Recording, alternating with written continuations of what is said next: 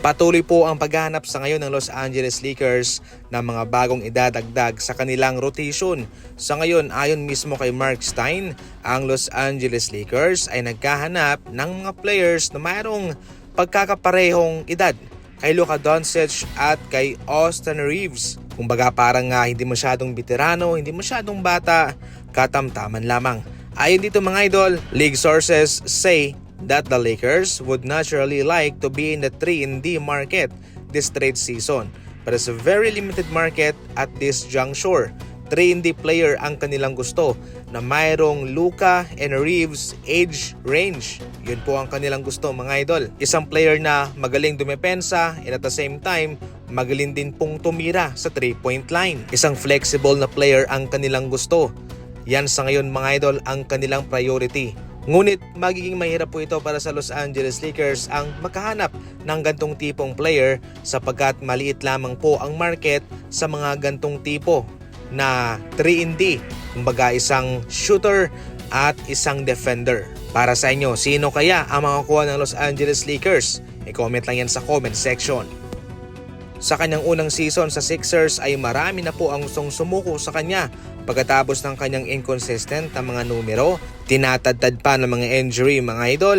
Ngayon, eto na yata yung pinaka the best na naging performance niya para sa Sixers. Siya ay nakapuntos ng 35 points at nakapukol pa ng 7 3-pointer. Eto raw yung classic Paul George mga idol. Kaso nga lang sinira ang kanyang magandang laruan para sa isang backcourt violation na hindi man lang natawagan ng referee.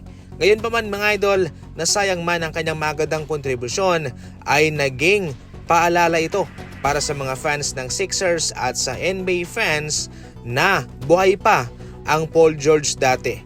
Buhay pa ang Paul George na po pwedeng umiscore ng ganito kalaki at nagpapaulan ng 3 sa 3-point line.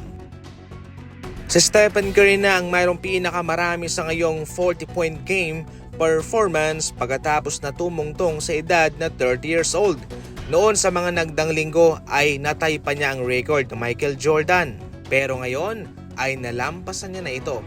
Mayroon ng 40-point game performance sa Steph, samantalang si Michael Jordan ay 44. Kaya malaking question po ito para kay Coach Steve Kerr sa kanyang ability na mag-coach pa sapagkat okay naman sa Steph, kumakamada ng malaking numero, meron pa siyang Jimmy Butler, meron pa siyang Draymond Green, pero bakit patuloy po silang natatalo? Especially na hindi naman ganoon kalakas ang Portland Trail Blazers kumpara sa kanila kung ating ikukumpara yung kanilang kakayahan sa papel. Ibig sabihin nito ay mayroon talagang something wrong kay Coach Steve Kerr mga idol. At nasa Golden State Warriors front office na ang magiging solusyon dito kung ano ang kanilang gagawin. Kanila bang matatanggap na ito ay magpapatuloy o kanilang wawakasan na?